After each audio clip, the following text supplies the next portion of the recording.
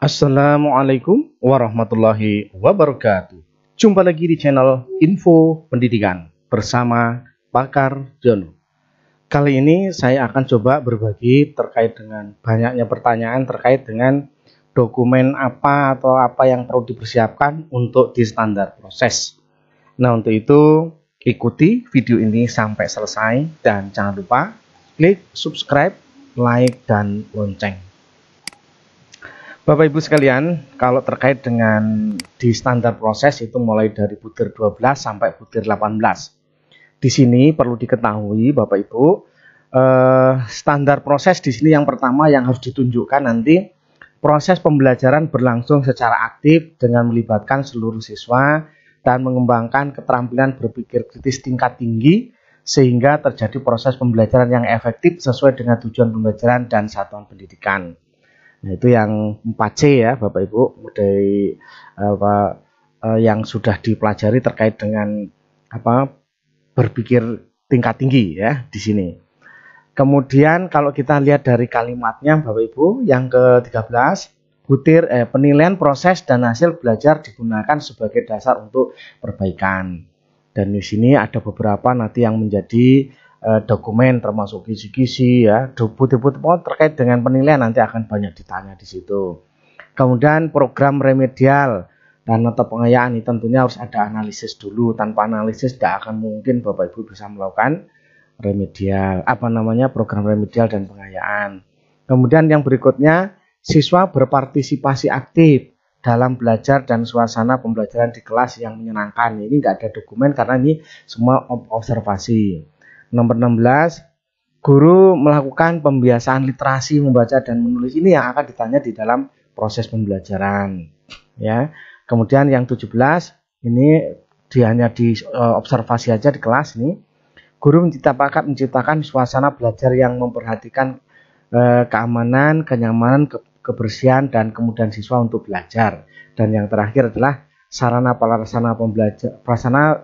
dan prasarana yang tersedia di sekolah dimanfaatkan secara optimal. Ini sesuai dengan di RPP yang diminta ya.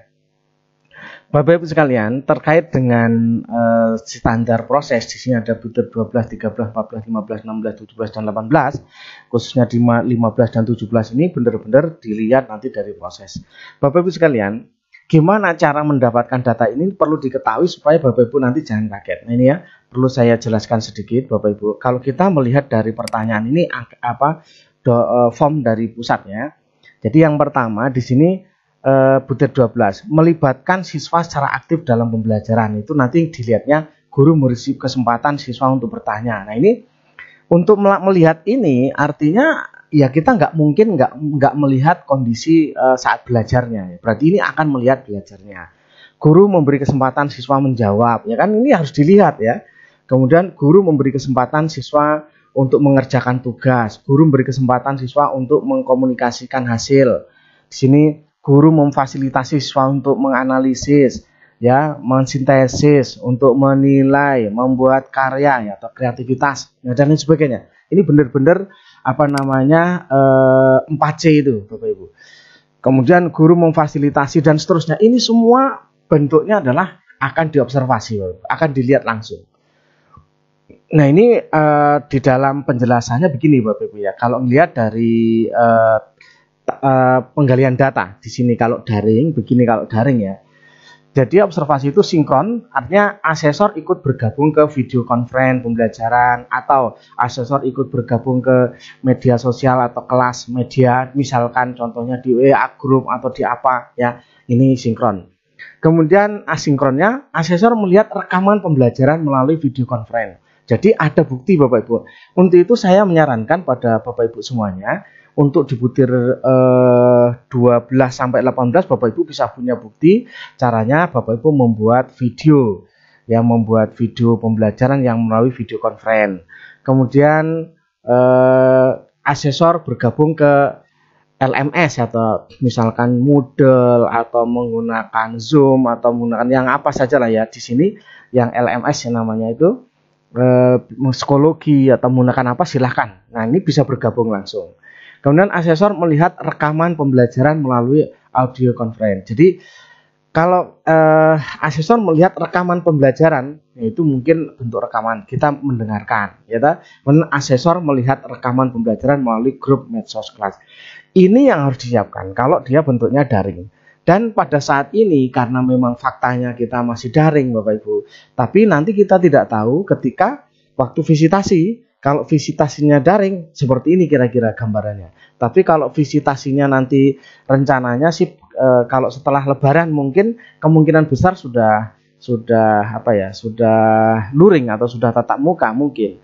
Kalau tatap muka maka ya artinya memang satu dari segi biaya cukup besar, tapi dari segi kemudahan dalam observasi lebih mudah ya karena bisa langsung masuk dalam kelas. Nah ini Bapak Ibu. Nah yang perlu dipersiapkan oleh kawan-kawan guru karena memang mau dilihat diobservasi langsung dalam proses pembelajaran, Bapak Ibu benar-benar harus melihat dari dokumen-dokumen yang dibutuhkan. Contohnya tadi, guru memfasilitasi siswa untuk melakukan praktek. Harus disiapkan ketika ini, oh enggak, ternyata guru enggak. Ini guru memberi kesempatan siswa untuk melakukan simulasi. Oh ternyata waktu dilihat enggak juga. Melihat nanti kan asesor 1, asesor 2 semua akan melihat dari dua menyimpulkan enggak, ternyata guru-gurunya enggak kayak gitu. Nah, ini udah naas Bapak Ibu kalau seperti itu. Ya.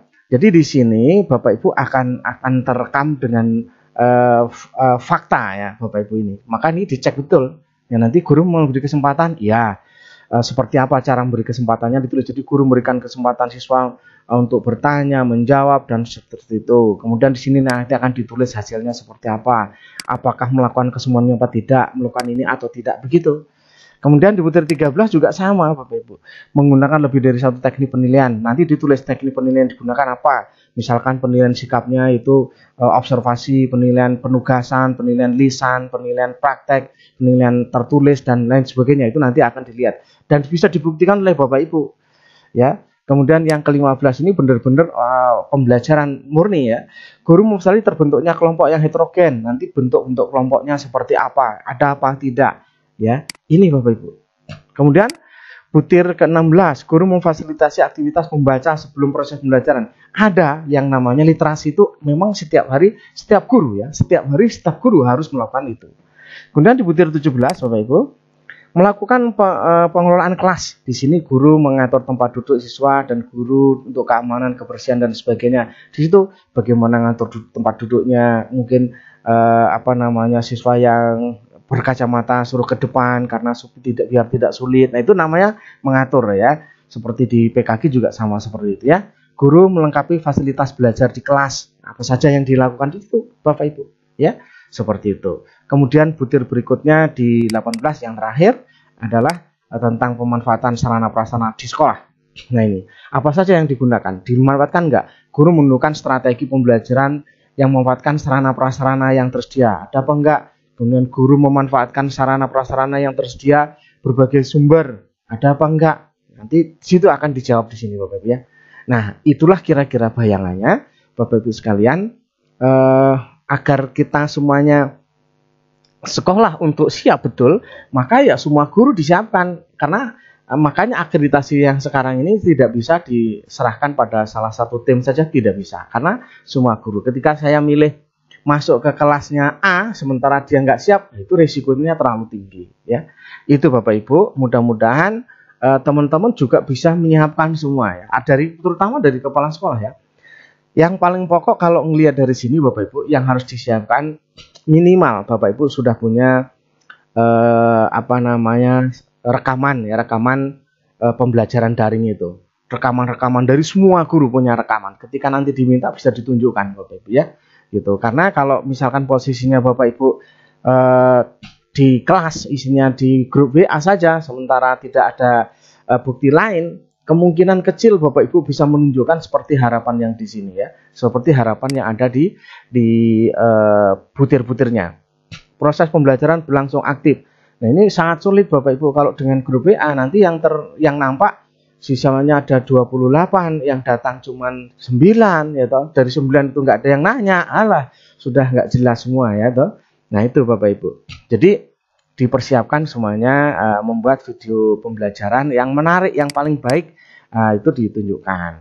Nah, itu barangkali mudah-mudahan bisa memberikan informasi yang akurat, yang baik untuk Bapak Ibu untuk mempersiapkannya. Semua guru ya, saya katakan semua guru di syuting ya, menggunakan HP juga nggak apa-apa ya, di syuting tapi yang baik syutingannya sehingga menjadi baik, kemudian diedit, dibuat yang baik lah ya, disiapkan itu. Mudah-mudahan memberikan manfaat, dan mohon maaf kalau ada kata-kata yang kurang berkenan. Bagi yang belum subscribe, silakan subscribe agar mendapatkan notifikasi video berikutnya untuk menjelaskan dokumen-dokumen apa yang dibutuhkan untuk di setiap butirnya.